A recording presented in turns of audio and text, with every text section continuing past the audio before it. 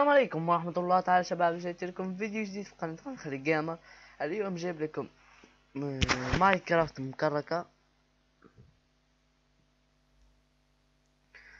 جايب لكم ماينكرافت مكركة. هذه عندي أصلية. جايب لكم ماينكرافت مكركة للماك والويندوز واللينكس.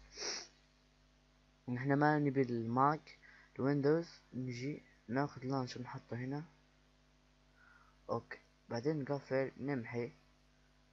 راح تلاقون رابط تحميله في الديسكريبشن. يلا نضغط على اللانشر.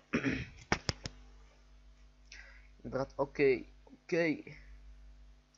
ماينكرافت 1.8، وتحط هنا الاسم اللي تبيه. شوي تحط هنا الاسم اللي تبيه. خليل جيمر. اوكي، اهو خليل جيمر. هنا هنا اذا تبي تختار اي اداة، اي فيرجن، راح اختار 1.8. اسميه خليل جيمر. اسوي سيف. هذا هو. نضغط بلاي. راح تلاحظون وين هنا راح يبدأ يحمل. يلا يخلص تحميل وارجع لكم. باقي عيال هاي بدأت تفتح. يلا افتح يا سمسم.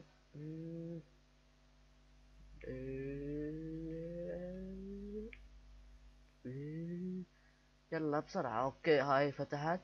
نجي للاعدادات اوبشنز. حط هنا اللي تبي. طيب. هنا اذا تبي تدخل ادخال سيرفر. هذا السيرفر هنا تدخل سيرفر. تبي تحط هنا السيرفر يكون يعني الريسورس باك حق السيرفر انيبل ولا ديسيبل ولا عادي. هنا اعدادات ميوزك. اذا تبي تسوي لك عالم، create new world. سمي العالم. سوي كذا شيء اني. حط لك اي سيد. اوكي نو. يلا يا عيال، هنا وصلنا لنهاية الحلقة. إذا عجبك الفيديو لا تنسى اللايك سبسكرايب مفضلة. كان معاكم أخوكم خليل جيمر. راح تلاقوا الرابط تحميله في الديسكريبشن.